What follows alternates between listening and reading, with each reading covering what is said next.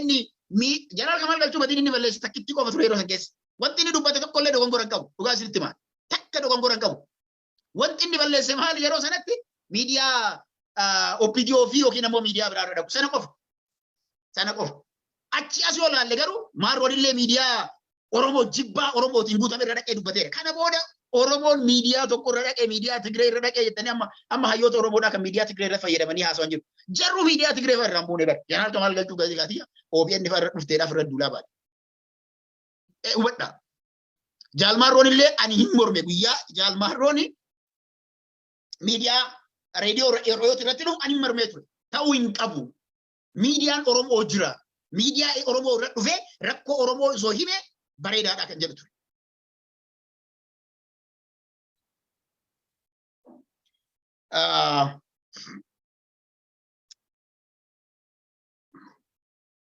Faqada Abdiisaa kan bobbaasee Jaal Daawudii miti PPdha jettanii. Dhageeffadha.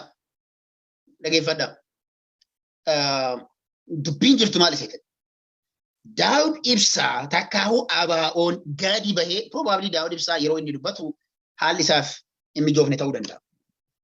Yeroo sana. Okay? Loojii takka badhaa. Yeroo sana. Daawud Ibsaa wanti inni Oromoodhaan jedhe ABO kennee jiraan uummata Oromootti jedhe. Kana namni waa akkatu hin jiru. Galatoomi jedhee nama harka dhahee fi nu dabalatee jechuudha. Uummata Oromootti waan inni kenne Oromoon akka gootu abootu jenneen. PP'n Faqadaa harka keessaa qabaachuu dandeetti. PP waliin hojjetaa jira. Silaa hoo akkamittiin hojjenne? Namni Oromoo irraa dhaqee galgala qawwee inni Oromoo irraa hiikee ganama Oromoo Amaar itti duuleetiin lafarraa fixuun clearly dalagaa qabee beekamaadha. Garuu sanii miti dubbiin ABO sanii miti. Warri ABO'dhaaf hin jettan miidiyaa irratti gaadii bahee namtichi kun ani hooggansi kiyya jedhe. Jala sarara qabadhaa kan isin agartu lemmi clear. Hooggansi kiyya isa ajaja isarraan fudhaa jedhee dubbate. Nyan opposing namni godhan jiru. Namni ABO'dha jedhamu tokko kan Minnesota, Canada, Australia irraa namnummaan tokko gadi bahee defend godhan jiru. That is what that is what is missing. Amma defend gochuu hin dandeettanii beekaa kana booda. It is missing completely. Sila maaf akka callistan isintu beeka. Maaf akka callistan waggoota kana guutuu yoo isin yoo ganne maaf callifame. Not only that, ani personally kan beeku isinitti maa dhageeffadha. Ijoolleen personally kan beeku jechuudha. Ijoolleen kaadiree Daawud Ibsaa, ABO Daawud Ibsaatiin hoogganamu kaadiree sun jechuudha. Kaadiroonni Awurooppaa jiran Jaalmarroo faallaa isaa akka deemaa turan, Jaalmarroon akka Faqadaa irratti yakka dalaguudhaaf deemu, Jaalmarroo osoo hin taane kan isaan deeggaran immoo Faqadaa akka ta'e kaadiroonni dhaaba kana jala jiran Awurooppaa kan jiran takka lama sadii maqaa isinii haamu danda'a. Takka lama sadii jedhee ana wajjin dubbatanii waan jiraniif jechuudha. Waan natti mammalee waan isaan godhan natti kan dubbisanii kan jedhan. Waakkachuu hin danda'amu kun. Maafi waakkatinaa, maaf diffeen dhufin godhinaa.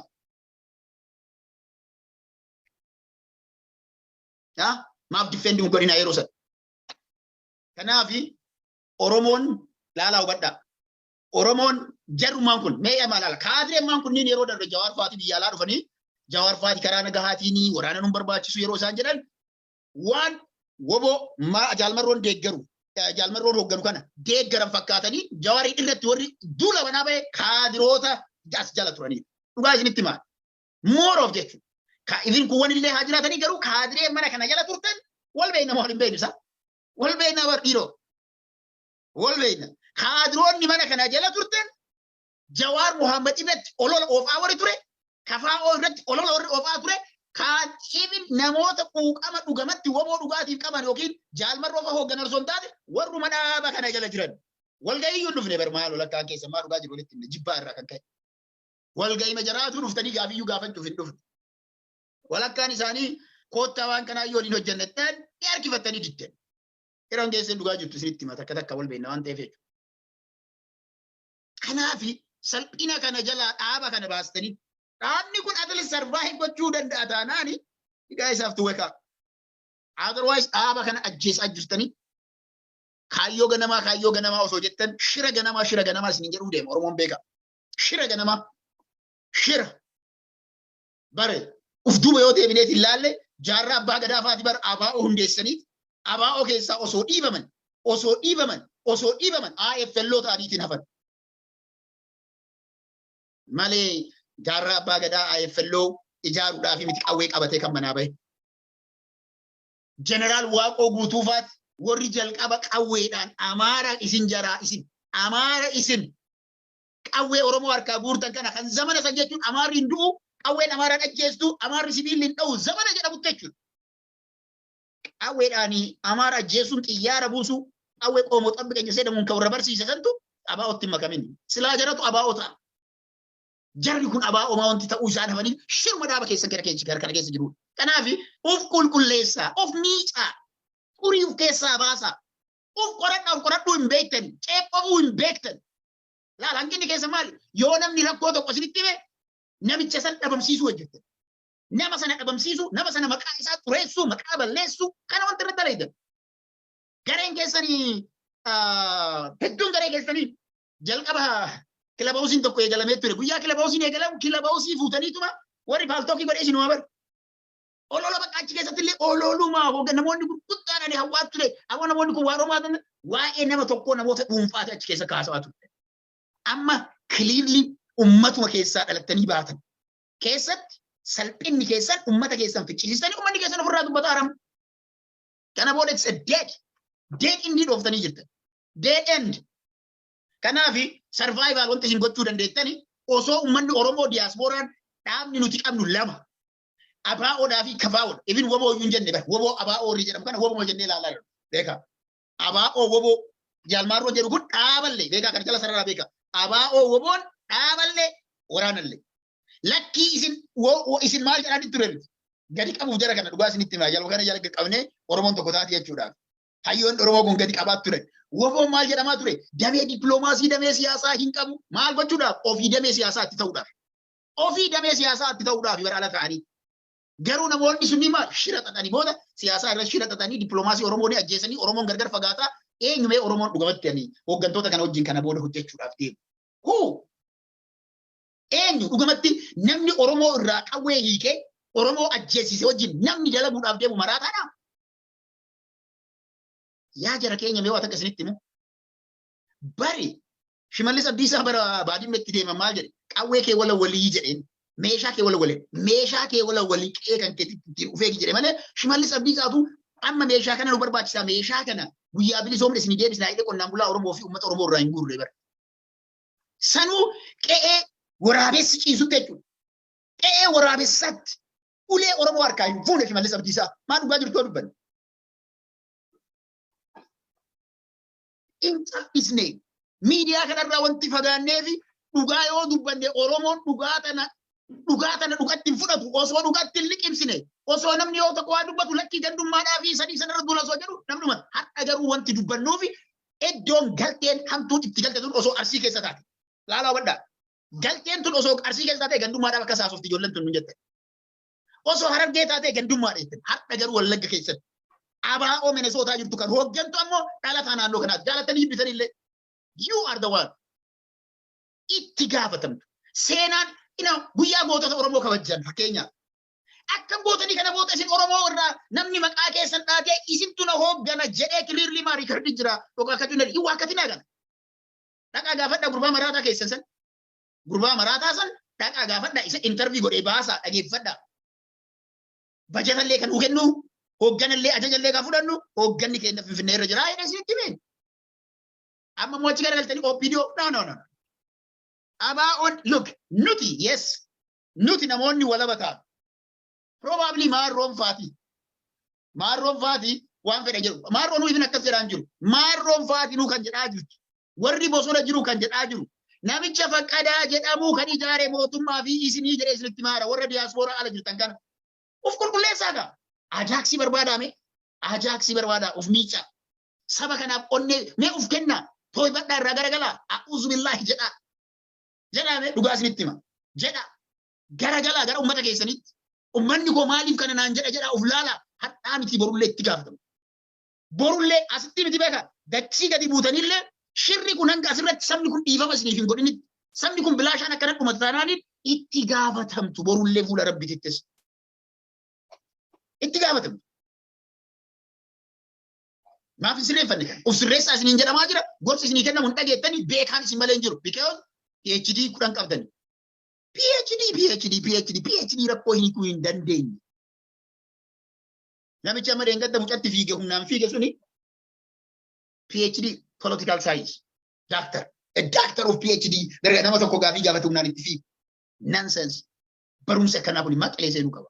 The education that doesn't change the behavior of individuals, the behavior of human being is not education. Okay? Male political science and international relations PhD qaba. Guyyaa aangoon argamte yes ambassador America ta'uudhaaf of qopheessuu qofa. Let me tell you this. Oromoo kiyya dhageeffadhaana. Anaaf ambassador koo qonnaan bulaa kooti. Isi Mallas Zeenaawii anama sammuu wanti Mallas Zeenaawii dura hojjetaa turte amma naa galteedha. Dhugaa isinitti hima. Wanti Mallas Zeenaawii dur jedhe amma naa galte waan tokko ilaalu. Hanga Oromoota PhD qaban argu kana jechuudha. Akkuma moor PhD argeen dhugaa isin himaa Oromoon PhD isaa digriin isaa ta qonnaan bulan santu caala. Mallas Zeenaawii maal jedhee yaadattanii? Nama hin barannetu ministeera barnoomsaa hoogganaa jira jedhanii ganna sabde she is a lecturer beekaa. Tuwaan tuffataniif nama hin barannetu ministeera barnootaa hoogganaa jirannaan banyaa politikaa kaammana. Gabaree mihun jedhe zabanyaa mihun jedhe beektanii. Zawaarjiyaa maaf hin taane jedhe yoo siyaasaa ta'e kanaafi warri PhD miti waan feetan baattan hanga siyaasaa Oromoo waan Oromoon barbaadu. Yoo xiqqaate waan firri keessan barbaadu. Waan firri keessan barbaadu yoo gochuu hin dandeenye digriin keessan maal Oromoodhaaf fayyada? Maal godha Oromoodhaaf? Digrii keessanii kun amma summii barattan malee wallaahi dhugaa isinitti himaa digriin isin barattan kun social I don't know. You know what confused me? Ani siyaasaa muuxannoodhaan argan. Siyaasaa ani muuxannoodhaan argan. Muuxannoodhaan. Aktivismii muuxannoodhaan. Wanti an baradhe garuu saayinsii. Chemistry, herrega, physics. Shiran qaba. Honestly speaking. Shirrin jiru. Chemistry keessa shirrin jiru. Herrega akka herrega abbaa duulaa sayyoo ta'e malee shirrin jiru. Physics keessa shirrin jiru. Reality. Reality jira. Isin garuu warri PhD guurattan kun yookaan wanti isin barattan kun shira. Shiraan PhD qabaachuu irra qonnaan bulaa Oromoo santu digrii qonnaan bulaa Oromoo santu caala. Talafaan qotan sun. Kanaafi of sirreessa. Hooggana isin tuna hooggana jedhee dubbatti waakkatina miidiyaa irra jira. Waakkachuu hin dandeettan dhiifama naa godhaati. Miidiyaa irra jira. Dhageeffannee nuti hirrifannee beektani. Guyyaa san hirrifannee irraa callisne. Aboo kun ammallee Oromoo diiguuf jennee garuu dhugaadha. It is a fact. It is a fact. Amma namtichi har'a interview godhameef sana linkii isaa barbaadan amma piin isinii godha. Hin dhageeffattan. Interview har'a gadhiifame san dhageeffadhu yoo Oromoo taate. Interview har'aa kana. Interview har'aa kana dhageeffadhaa. Haasawaa dura isaati miti. Mucaan amma haasawaa godhe kuni laal ammoon takka maal isheetan. Amma ijoolleen kaadiroonni woboollee dogongorri isin qabdan isinitti immoo rakkoon kaadiroota amma karaa wobootiin ijoolleen deeggartanii rakkoon isin qabdan kaleessa dhaaba kana jalatti shira jiru hunda dhossaa turtan. Wanta dhamaa ture hunda dhossaa jirtan. Guyyaa amma gamanaa ofii keessanii godhafoo dhaabbattan ammoo waan san gadi baastan. You see, this is what I don't like. Personally, yeroon geesse wanti inni jibbu maal beektanii? Hiriyaa kiyya. Abbaa kiyya. Yoo inni badii balleesse yooma san itti himaan. Yooma san sirrii miti kun as bira dabruu hin qabu jedhe. Isin garuu dhukkuba kana baattanii umrii waggaa Daawud Ibsaa dhaaba kana hoogganaa ture hunda keessa shira jiru osoo beektan yoo namni biraa achirraa achi babbee galtuudha OPDOdha kaayyoo ganamaa warra diigee deemee jettanii irra duraa turtan akka garuu iyyuu iccitii sana yoo baastan nama hin gaddisiisu. Nama hin gaddisiisu. Jidduu kana waggoota 27 kanatti wareegamni kafalame meeqa? Gaafiin kun beetiidhaan na fakkaatte Jaal Daawud Ibsaatiif dhiyeessitee turte Finfinneetti.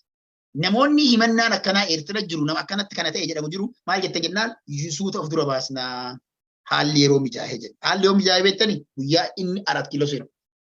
Trust haalli kan mijaa'u guyyaa Daawud Ibsaa 4 kiiloo seenu.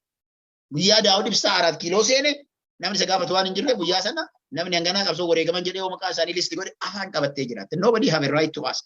Kees qawween illee qawwe baankiif taankiin illee guyyaa sana harka jaraa waan jiruuf jechuudha. Dhugaa jirtu isinitti maan jaalattanii jibbitanii illee liqimsaa tanaadha. Yoo dhugamatti amma yeroo tokko laal amma warri bosona keessa har'a jiru Laala warri bosona keessa jirtan wareegamtoota isin bira wareegaman yoo dubbachuu baattan homaa miti. Garuu wareegamtoota Oromoo isarra agartu beektan yaa Oromoo. Wareegamtoota ilmaan Oromoo jaalmaan roofaa biraa hoogganaman eessatti agartu beektanii? Anybody who knows eessatti akka agartan beek namni meeqaa akka wareegame Oromoo irraa namni meeqaa akka wareegamaatiin jiru qabsoo amma jaalmaan roofaa godhan irratti mee wadhaame gaafii kana mee namni naa deebisu. Ilmaan Oromoodhaa amma bosona keessatti jaalmaan roofaa biraa kufaa jiran wareegama qaalii kafalaa jiran jaalmaan roofaa tokkollee gabaasan dhiyeessan. Hin dhiyaatus. Keewus qabsoo irra waan jiraniif amma hin dubbatan. I agree with that. Eessatti agartan beektu nama kufu. Websaayitii guruupii Amaaraa keessa yoo seentan qofaan. Guruupii Amaaraa keessa seentan yoo ta'an woboo fixan. Dhugaa isinti mara geeffadha. Because goruu nama bara. Nama woboo keessaa wareegame. Kan waraana isaanii irratti bakka isaan olaantummaatti akkuma woboon bakka olaantummaatti agartee agarsiisu jarri ammoo guruupii cidhiitiin jechuudha. Mana jala dhossanii achi keessatti nu garsiisu. Ijoollee achi keessaa qabnu qofatu neetworkii sanaan baasee suuraalee saniin garsiisa. Amma suuraalee sana osoo suuraa waggaadhaa ol na barkee na bira jiru jira. But I'm not gonna show it to you guys. It is not yet time for that. Not yet time. Dhugaa isitti. Garuu kanaan ala shira xaxamaa jiru kana cal'ifnee qabsoo ganama hadha boodaan dhageeffadhaa Oromoo. Kaayyoo ganamaa waan jedhu kana shira ganamaati. Hin jiru kaayyoon ganamaa. Hin jiru kaayyoon ganamaa. Soba dhiisa. Soba dhiisa. Aangoo ganamaati. Aangoo gadi deebii tokko qabatanii irraa namni kun akka hin tuqamne. Maal jedhana? Rabbiin malee zalaalam hin jiru bari. Rabbi qofa namni zalaalam taa'u. Jaalmaan roon dhufee Oromiyaa osoo bulchi kan jedhamu taate waggaa 8 anatu pirezidaantii Oromiyaa taanaan woboo biraatti dhalatee bosona seenan beektanii kan. Woboo biraatti dhalatee bosona seenan maarroon osoo maarroon waraanaan cabsee waggaa 8 booda dhageeffadhaa kan jala sarara. Waggaa 8 boodallee anumatu asirra ta'a kan jedhu taate woboo biraatti uumamee bosona seena malee jaalmaan roon waggaa 8 ol Oromiyaa akka bulchu namni isaa fayyamu hin jiru. Zamanni zamana sanii miti. Zamanni zamana sanii miti. Gadhiisa aangoo dhugaa walitti gadhiisa. Warri aangoo harkaa qabdan Daawud illee gadhiisa aangoo. Clearly get out of that place. Dargaggeessa dabarsi. Even Mararaan illee Jawaartu irraa fuudhuu dide malee Jawaar kan irraa fuudhuu qabu ture. Irraa fuudhee bakka asii gahee jira. Get retired. It's over. Hanga yoomii qeerroon sammuun dargaggeessaa kun ol bahee waa fudhachee isin hoogganu yoom hooggana yoo handa isin hooggana kana bakka ittiin kennin. Yoom hooggana mee amma abaa'oon amma kan bare abaa'oo jala warri jiru akka amma Mallas Zeenaawii maal godhe beektanii? Mallas Zeenaawii fi TPLF wanti inni goote. TPLFin dulloonni tunniin beektanii waan isin goote. Akka dargaggeessi isaanii jalaa hin baane mataa keessa turte dargaggeessi bitala ajjiite. Guyyaa uummanni Oromoodhaa hudhee isaan qabu dargaggeessi gadi ol bahee aangoo kana shift godhee jechuudha. Siistama siyaasaa kana rishaafil godhee siyaasa ammayyaa wajjin deemu hin qopheessine TPLF. Maal qopheessite TPLF? Shirrima bakka shira qaxuu qofa qopheessite uummata isaanii gara waraanaatti deemsiste. They were not ready, they did not prepare. Young generation akka aangoo isaan raffatu. Amma abaa'ollee taanaan jechuudha. Abaa'oon amma osoo Daawud ibsaa iddoo sanarraa kana bari battee Orgeessaa guyyaa mana hidhaatii bahee hooggansi bakka isaa irraa ka'uu qaba jedhee dubbateera. Namoonni tokko dhageeffachuu didan namni xiyyeeffannaan kennine interview jaalbatteen godhe guyyaa hidhaa bahee booda the first interview inni godhe jaal Daawud ibsaatiin quba qaba. Karaa nagaatiin jennaa karaa nagaatiin hojjetaa hin jirru jedhaan. Garuu maal jedhame sana booda jaal Daawud ibsaa babatteedhaan maal jedhame? Batteen OPDO ta'ee jedhame. Wadhaaka batteen OPDO ta'ee ilaalchi isaa jijjiirame jedhame irra duulame. Amma boru ganama maal jetti abaa'oon hin beekaa sitti mara geeffadhaa yeroon geesseen OPDO ta'ee jetti boru beltsiginnaa ta'ee jetti boru yeroon geesseen amnaa ganabi. Okay dhageeffadhaa akkuma isinitti hima amma hin agartan yoo tana kilabawusiin isaaniitii fi feesbuukiin isaanii gruupii wasaapii isaanii isii kana fuudhanii akkuma amaarraan amma dura guyyaa mataa keessa ta'u fuudhanii sheer karaa keessaa walii sheer godhanii waan biraatti akka jiran nan beeka kana. Garuu Oromoo miliyoona 50 dhaabni abaa'oo jedhamu badee Oromoo miliyoona 40 miliyoona 50 bilisummaa isaa argachuu jira. Maqaa abaa'ooti maal Oromoon gabroomare isin ka gabroomsaa jiru amma. Bosona seensistanii nutu hoogganaa jettan hin deebisne har'a osoo erga Oromoon biroo isii abaa'oo mee hubadhaa guyyaa biyya galtan shira hojjettan isin taa'ee ammallee asii biyya galtanii hiriira baasta Wallagga keessatti. Maal jettanii hiriira keessatti Kamaal Galchuu akka Wallagga hin dhufne Naima Leencoo Lataa jara kana hiriirri bahamee Wallagga keessatti balaaleffatan. What the hell is that? namni biyya bulchuudhaaf deemu yoo namni si mormu wal yaalaa dhumaayyuu ta'e maqaan nama tokko lamaatiin hiriira baasu. Hiriira sana kan baase ammoo isin ABO. Isin dhugaa jirtu waan isin dalaydani seenaan isinii ta'a. Then finally maal godhame? Arsii keessatti illee waan godhame gumaan lallabame. Gumaan lallabame yoo maal godhame? Arsii keessa Daawud Ibsaatii fi ABO'n akka hin jenne godhame.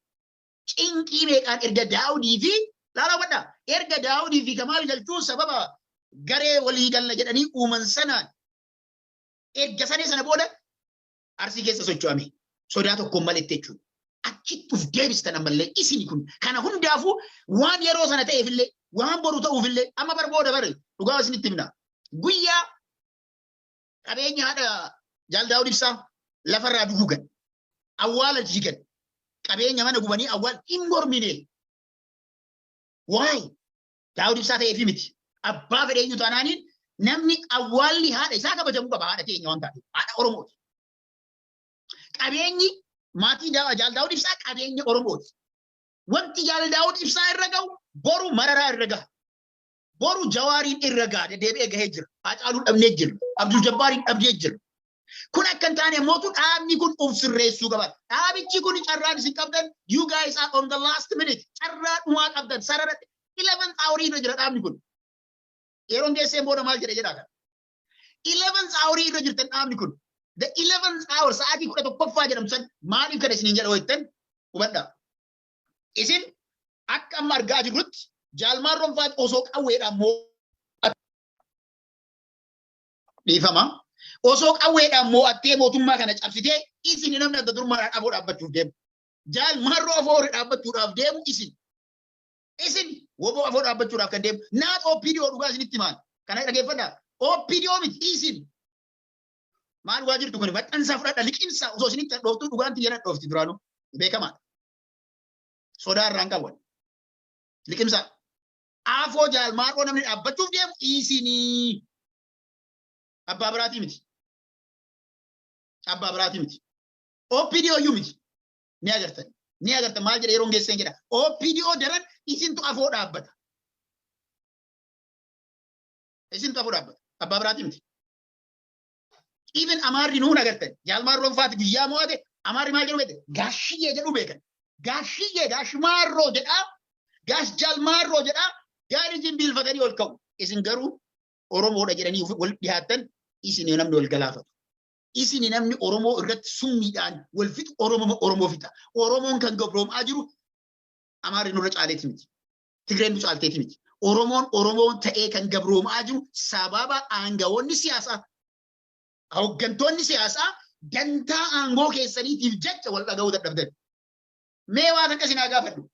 Mee siyaasaa keessan dhiisaa. Haamii dhuyyuu namtichi kun Oromooyyuu dhiisaa mee.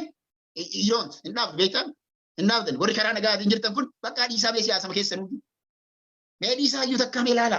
Callisaa mee ziitti godha afaan keessan laala. Maallaqa illee guurinaa biyya alaa kanatti. Silaa maallaqa ofirraa guurre jettanii dur uummata Oromoo irraa guurtanii kun hadha isinitti himaa ture namichi dhageeffadha. I'm gonna share that link. Linki mucaa sanaa share godhee hin beeku. I'm gonna share it this time. Hopefully mucaan sun hin buusu linki sana. Hopefully he will keep that link up. But I will download it. Video sana download dhugaa. Download and keep it. It is evidence. Evidence. Wakkachuu hin dandeettan. Na cubbuun uummata Wallaggaa irratti waggoota arfan raawwatame woboo lama ijaaruudhaan anis kanan qaba. Kun harkaa bahee jira kan biraa ijaaradha jedhamee wanti hojjetame abadan hanga feetan samitti fincooftan malee isin hin dhiistu hin milkooftanis. Kana jala sarara hin milkooftan. Hin milkooftan. Yoo akkana akka deemtan taate guyyaa tokko osoo haasofnu hiriyaan kiyya waa jennaani yoo waan kana dadhabne abaa'oo dhiisnee kabraa ijaarachuu dandeenyaan jennaani akka akkasin jedhini maal abaa'oon rabbi uume seetammoo dhugaa walitti hime. Dhaabni siyaasaa ni dhalata, ni guddata, ni du'a.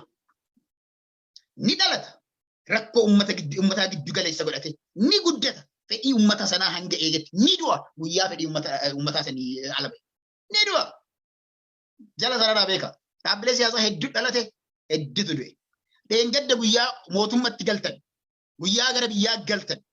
Dhaabbileen siyaasaa Oromoodhaa 14,15,17 jedhamee ture. Amma hundi duuteerti. Duuteerti. Kawaa'oo is dead long time obboleessa. Kawaa'oo namni hin ajjeesne dhaabichuma ofii isaatii dissolve godhe. Yeroo kawaa'oo nama Yaasin gaafii kawaa'oon maaliif du'e yeroo tokko namoonni garaagaraa kawaa'oo ka ajjeesee kan dhabamsiisee Jawaar fa'aa maal jedhan no. That's totally wrong. Kawaa'oon akka inni itti dissolve ta'e isin himaa. Kawaa'oon dhaabbilee sadii waliigalchuu irratti waliigaltee godhan. Dhaaba sadii. Dhaabni sadeen dhaaba Jeneraal Jaarraa Abbaa Gadaa tiin hoogganamaa ture. Dhaaba Jeneraal Waaqoo Guutuutiin hoogganamaa ture. Kawaa'oo kan Kamaal Galchuutiin hoogganamaa ture. Dhaabni kunniin sadeen guyyaa walitti galanii PABO ijaaran yookiin PABO'tti ce'anii maqaan dhaabbilee sun jalatti dissolve ta'e. Dhugaan jirtu jechuudha. Jalatti dissolve. Because an keessa waan jiruufi kan eenyullee kijiban taane amma yeroo tokko namoonni ebalutu dhabamsiisee ebalu akka no. Kawaa'oon bifa sanaan PABO'tti guddate. Dhaaba sadii walitti qabate jechuudha. Dhaaba jeneraalota qabsoo uummata Oromoo kana gad hundeessan sadiin walitti deebi'ee sana booda maal ta'e PABO jijjiiramee biyya galee kora godhatee achi booda maal irratti PABO'n faati dhabame kan jedhu yoo barbaadani PABO'n akka itti dhabame dhugaa dubbatee kootaa dhaabbileen siyaasaa lamaan isaaniif kennan sun sirrii miti hin fudhadhu jedhee sana immoo miidiyaa OMN irraa I think sagaleen kiyyanii murame jedhee gadi bahee aarii sanaan fuudhee miidiyaa biroo irratti dubbatee miidiyaa biroo irratti wanti dubbate sun dhara ta'ee osoo hin taane miidiyaa diinaa irratti dubbatame yeroo sana keessatti miidiyaaleen itti fayyadame sun akka miidiyaa diinaatti waan laalamuuf miidiyaa diinaa irratti dubbatame jedhamee sababa sanarraan dissolve ta'e malee kawaa'oon akka kawaa'ootti uf guddinatti deeme malee yookiin maybe I think wantummaan Oromoon wallaaltee dhaaba dhalate keessa dhaaba biraa ofi ammachuudhaa fi kan qabsoo Oromoo keessa bane keessa akka kawaa'oon jiru jaalattanii bitanillee irra duulamaa turee garuu haqa san fudhadha. Dhaabni kawaa'oon yeroo dhalatu kawaa'oon dhalate dhaaba awaa'oo jedhamu ofitti make takka jedha. Jeneraal Jaarraa Gadaa kan Jaarraa Abbaa Gadaatiin hoogganamu ofitti make lama jedha. Kan Jeneraal Waaqoo Guutuu even kan almost laaffatee namni nu waan akka irraan dubbanne dhaaba afurii waliif fidee kan ijaarame. Kanaaf dhaabni sun amma namoonni maal ta'e kan jettan sun akkas ta'e dhaaba PABO'n akka itti galee irratti mariisantu ta'uu didee mariin sun hin taane bifa sanaan galee malee kawaa'oo yeroo kawaa'oo keessa wanti akka qabsoo san keessa hojjetame waan bareedatu hojjetame. Dhaabni yeroo duraatiif dhaabbilee Oromoo waliif fide dhaaba santu. Injiru kun diigamuu akka ameebaa ciccitaa ture bara PABO'n hangarraallee. Hangarraa maali? Dhootii koreen giddu galeessaa Finfinnee galteetiin yeroo uummata Oromoo keessatti tokko ta'a yeroo jedhamutti jarri hooggantisii bakka lama dhooteetiin amma manni murtii maal jedhanii jedhan. PABO kana booda daawwiti isaa hoogganuu hin danda'u eenyutu hooggana jedhee manni murtii irra murtee that's what it is. Kanaaf sirreeffadha. Yoo dhugamatti uummanni Oromoo nu deeggara. Uummata Oromootiin ni dhaabbanna. Kaayyoon ganamaa ta'a afaaniin jettan osoo hin taane hojiidhaan yoo jiraattu hin agarsiisa. Kanaan ala waan hojiidhaan hin jirre hawaasa kanas hin joonjessinaa of sirreessaa saba kanaaf guyyaa isin waan gaarii hojjettan fayyaa ta'a isin jenna. Guyyaa isin hamtuu dalaytan ammootu isin wajjin dhaabbachuu nu qaanyii namatti ta'a. Bakka isin ooltan ooluu nu qaanyii namatti ta'a. Salphina ta'a dhugaa walitti himna. Kanaaf irraa deebi'a irraa baradha.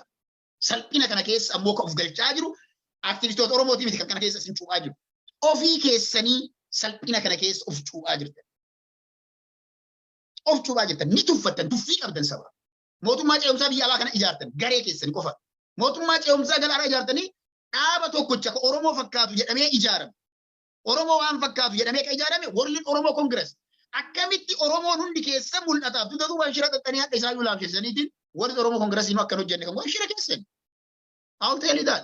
Inaa guyyaa tokko shira achi keessatti xaxamaa ture dhugaa isinitti hima takkaan gadi teessifnee isinitti hima Oromooti.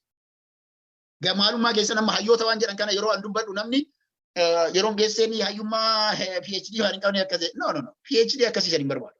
PhD shiraas hin barbaadu. Wanti an isinitti himuu barbaadu inaa yoo namoota kana beekuu kan dandeettan yoo waliin dalagdan qofa. Amma yeroo baay'ee Oromoon namni tokko hin dubbata Dr. Somebody Austraaliyaa irraa Dr. Somebody no.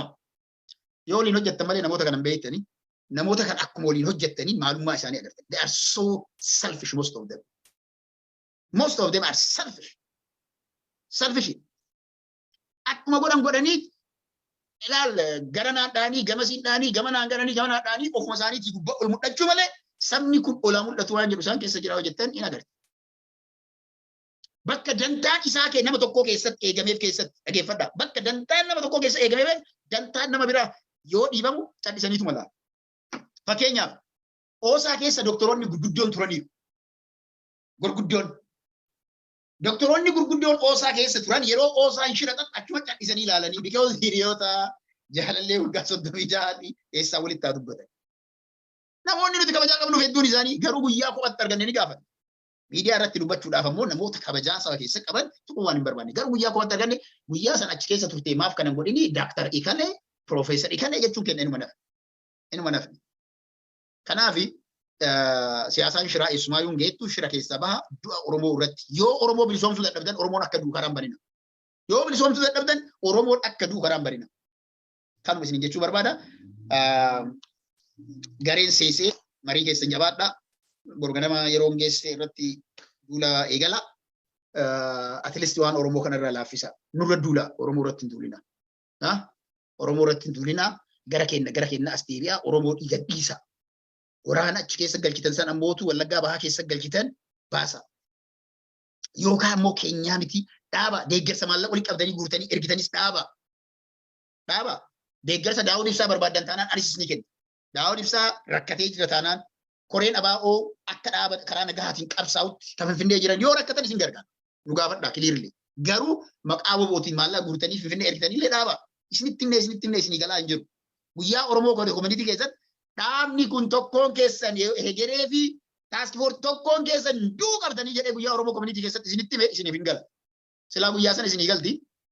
Isin rakkoo aangoo waan qabdanii fi fedhii aangoo maal fedhii foonii jettanii isaa fedhii foonii keessan hanga guuttattanitti wanti jiru waan isiniif hin gallee fi waan isinii hin gallee fi rakkoo isa keessa hintanii keessaa baha. Keessaa baha. Gara biraatiin silaa warri duuluu barbaadan ajandaan isinii baname yeroo geesse nadha PPT dhufe jettanii duulaa oola duulaa bulaa amnaa gana bi anything no qulqullicha yeroo geesseen qulqullicha haqa uummata Oromootiif dhaabbatu. Eenyu irratti iyyuu karaa shiraatiin yeroo duulamu uummanni Oromoo akka miidhamu barbaadu. Naaf jiraadhaa aktiivistoonni Oromoo dhugaatan aktiivistoonni Oromoo eessumaa yoo jirtan deebi'a gara miidiyaatti.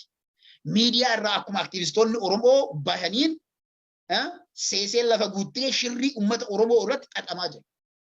Kanaaf aktiivistoonni Oromoo eessumaayyuu jirtan deebi'a. Kanaaf please warri asirra jirtanii fi warri TikTok akkaawuntii qabdan nama 100 asirra jirtan.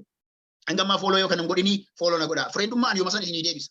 Abbaan fedhe gaafannaan fireendummaan yooma san isinii deebisa. Kana qofa osoo hin taane namni hedduun isaa TikTok irra waan jiruuf TikTok irratti waa hedduu barsiisuu waan danda'amuuf kanaaf gama TikTokiitiin na hordofaa ulfaadhaa jiraadhaa. Baga itti cabsitee miti ganaa cabsina kun this is just the beginning. Malee intun hangammaa iccitii hedduu isaa ukkaamsinee irra taa'aatiin jirra ganaa baasna. Because shirrii harka dheeraa qaban jarri kun dhugaa isinitti hima. Harka dheeraa qaban. Advokeesii hundi amma Ameerikaa keessatti wanti laaffise hojii keessatti. Bari guyyaa hin dubbadhaa waan dhiisa. Guyyaa bara hiriira dhumaa diisa irratti waan godhannatu beeka. Hin dubbadhu garuu hiriira dhumaa of qabadhaas. Hiriira dhumaa diisiidhaan irratti. Yoo nuti diisiidhaan dhannu warri shiraattu achi keessatti. Maal jedhamee wanta achi godhame garuu cabsinee bira dabarreetti. Cabsinee bira dabarree waan hojjennee bira deemne malee guyyaa sanillee shirri xaxamee ture.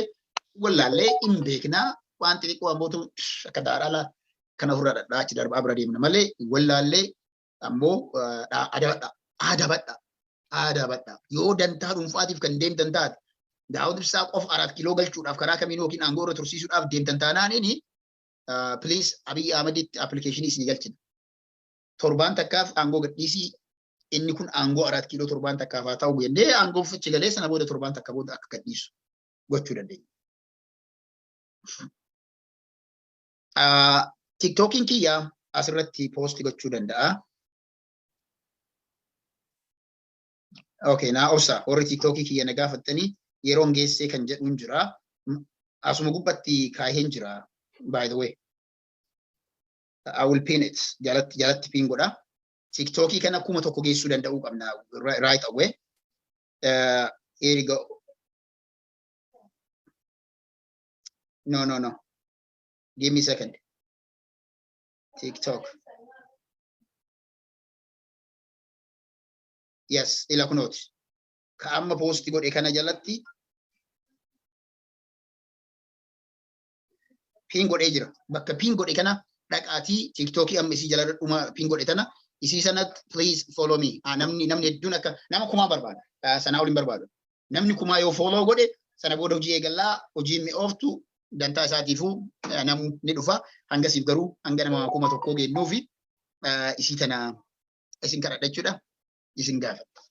Galatooma guyyaa gaarii naaf jiraadhaa.